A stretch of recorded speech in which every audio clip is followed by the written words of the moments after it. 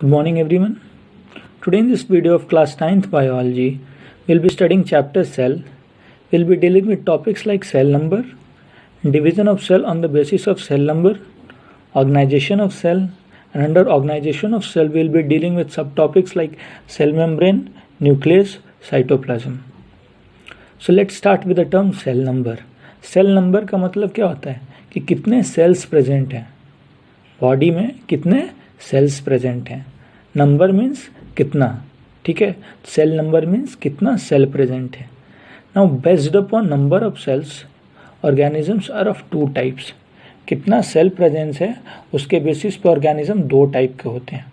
एक पहला unicellular organism, मतलब यूनि का मतलब एक और सेलुलर मतलब सेल से बना हुआ, यानी वो ऑर्गेनिजम्स जो एक सेल से बना हुआ हो. नेक्स्ट है multi cellular organisms.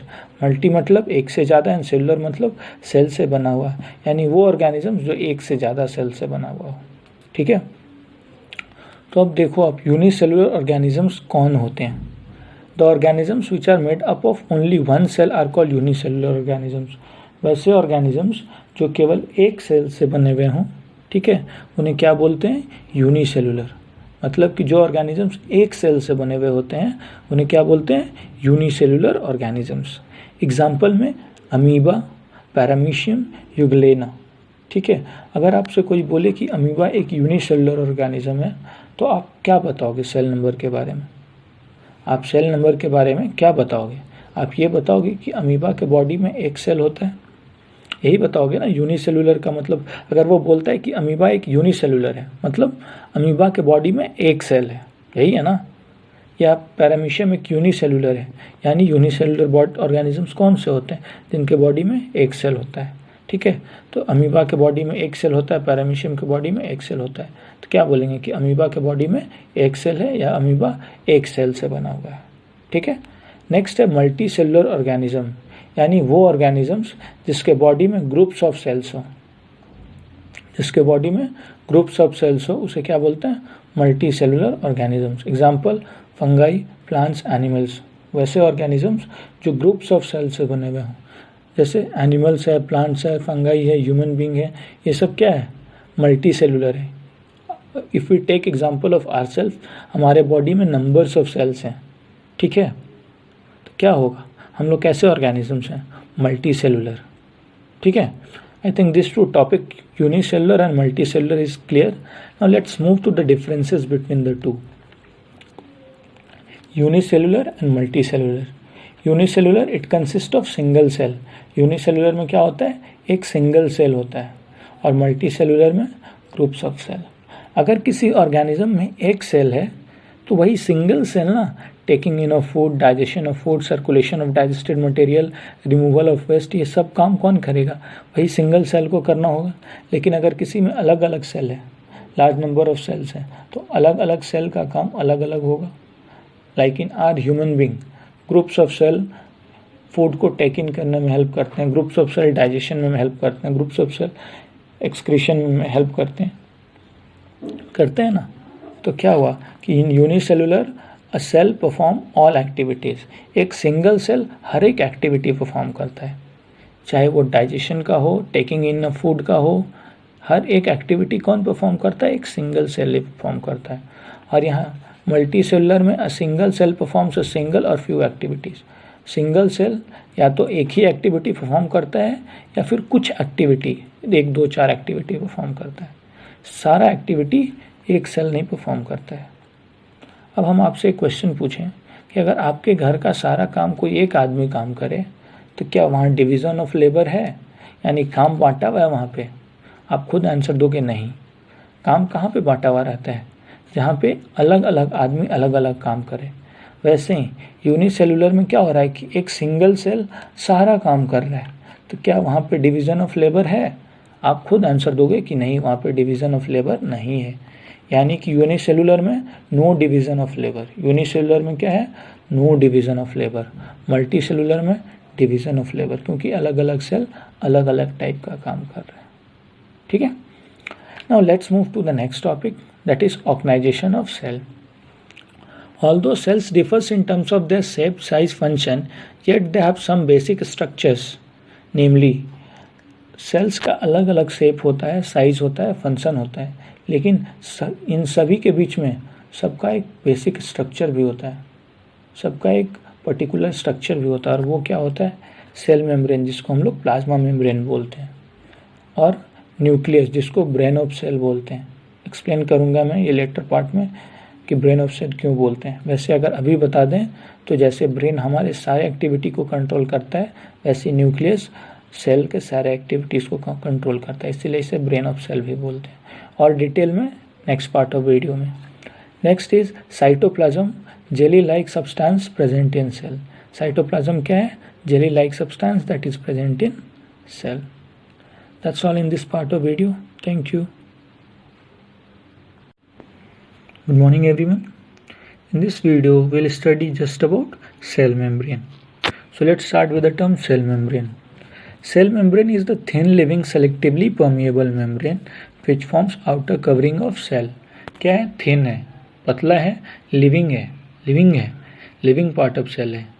selectively permeable मतलब कि selective मतलब कि जो सेलेक्टिव सब्सटेंस को, और परमिएबल मतलब क्रॉस करना। इधर से इधर अगर कोई भी चीज़ के थ्रू आप क्रॉस करते हो तो क्या बोलते हैं उस चीज़ को? कि वो परमिएबल है। तो सेलेक्टिव परमिएबल का मतलब कि जो सेलेक्टेड सब्सटेंस को क्रॉस करने देता है उसे क्या बोलते हैं? Selectively permeable membrane which forms the outer covering of cell. ये एक सेल का एग्जाम्पल मैंने लिया है, एनिमल सेल का। ये आउटर पार्ट, इसे क्या बोलते हैं हम लोग? Cell membrane. क्या बोलते हैं? Cell membrane. ये इसके अंदर ये डॉट डॉट डॉट ये जेली लाइक लिक्विड रिप्रेजेंट करता है, इसे क्या बोलते हैं? साइटोप्लाज्म। और गोला वाला स्ट्रक्चर जो बीच में, इसे क्या बोलते हैं? न्यूक्लियस। ठीक है। सेल मेम्ब्रेन क्या है? आउटर कवरिंग है। डॉट डॉट डॉट स्ट्रक्चर जो जेली लाइक सब्सटेंस है वो क्या है? साइटोप्लाज्म है। और बीच का सेंटर वाला पार्ट जो है वो क्या है? न्यूक्लियस है। ठीक है, वो क्या है? न्यूक्लियस है। I think it is clear to you all कि सेल मेम्ब्रेन क्या होता है। सेल मेम्ब्रेन क्या होता है? Thin living selectively permeable membrane. Thin living selectively permeable membrane which forms outer covering of cell. वैसा मेम्ब्रेन जो कि थिन हो, लिविंग हो और सेल का बाहर का कवरिंग बनाए, आउटर कवरिंग बनाए। ये आउटर कवरिंग बनाए, इसे क्या बोलते हैं हम लोग? Cell membrane. Chemically plasma membrane, cell membrane को हम लोग प्लाज्मा मेम्ब्रेन भी बोलते हैं। याद रखना आप, एक पिछले वीडियो में मैंने बताया है कि सेल मेम्ब्रेन को क्या बोलते हैं? Plasma membrane. Are made up of lipids, proteins and carbohydrates. किस चीज़ से बना हुआ है? Lipids, fats, proteins and carbohydrates. Okay, this are made up of lipids, proteins and carbohydrate. Okay, cell membrane क्या है? आउटर कवरिंग है। किस चीज़ से बना हुआ है? Lipids, proteins and carbohydrate. Now function of cell membrane. Cell membrane का काम क्या है? फंक्शन क्या है? तो ये it separates content of cell from external environment. ये outer environment, content of cell यानी सेल के अंदर जो भी चीज़ है उसको एक्सटर्नल इन्वायरमेंट, बाहर के इन्वायरमेंट से सेपरेट करता है। बाहर के इन्वायरमेंट से सेपरेट करता है।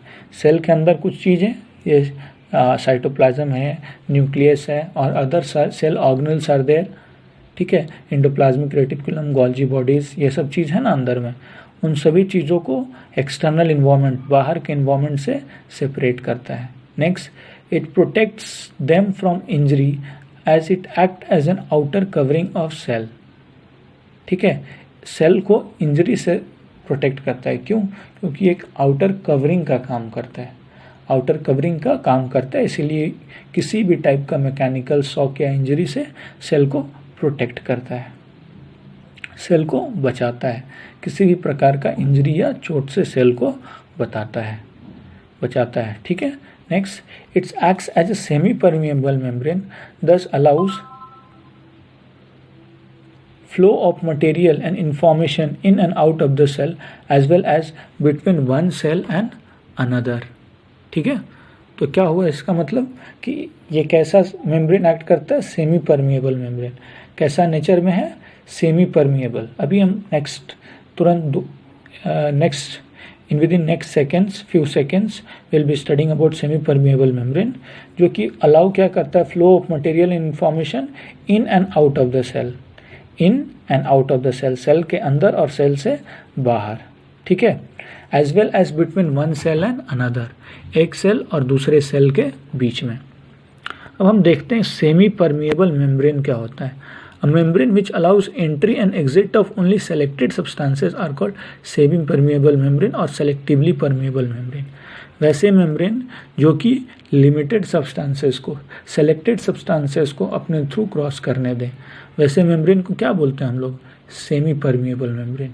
एग्जाम्पल कौन सा है? ह्यूमन का सेल मेम्ब्रेन, ठीक है। सेल मेम्ब्रेन किसका एग्जाम्पल है? Semipermeable membrane. और सेमी परमिएबल मेम्ब्रेन क्या है? जो सेलेक्टेड सब्सटेंस को क्रॉस करने दे। अब movement of substance through semipermeable membrane occurs by osmosis and diffusion. दो प्रोसेस, ऑस्मोसिस और डिफ्यूजन के थ्रू मूवमेंट ऑफ सब्सटेंसेस होते हैं। अब डिफ्यूजन देखो अब क्या है? Movement of particles from region of higher concentration to region of lower concentration until uniform concentration is achieved. यानी कि लोअर कंसंट्रेशन और हायर कंसंट्रेशन। लोअर कंसंट्रेशन कहाँ है? जहाँ वो पार्टिकल कम अमाउंट में है, और हायर जहाँ ज़्यादा अमाउंट में है। जैसे आप देखो यहाँ ये पार्टिकल्स ज़्यादा अमाउंट में, बहुत ज़्यादा है यहाँ पे इनका नंबर, और यहाँ इधर क्या है? कम अमाउंट में है, ठीक है। तो ये क्या कंसंट्रेशन सेम है? नहीं। यहाँ इस केस में भी देखो आप, इधर ज़्यादा है, इधर कम है। अब यहाँ देखो आप क्या है? यहाँ सेम अमाउंट में है, ठीक है, यूनिफॉर्म है। तो ऐसे केस को क्या बोलेंगे? यूनिफॉर्म कंसंट्रेशन, ठीक है। तो ये क्या है? आफ्टर डिफ्यूजन क्या हुआ है? यूनिफॉर्म कंसंट्रेशन अचीव हो गया है। तो डिफ्यूजन क्या है? वो प्रोसेस है जिसमें हायर कंसंट्रेशन से लोअर कंसंट्रेशन में कोई भी चीज़ आता है। कब तक? जब तक यूनिफॉर्म कंसंट्रेशन अचीव हो जाता है, ठीक है। यहाँ यूनिफॉर्म नहीं है, यहाँ भी यूनिफॉर्म नहीं है, यहाँ यूनिफॉर्म हो गया, ठीक है। That's all in this part of video. Thank you.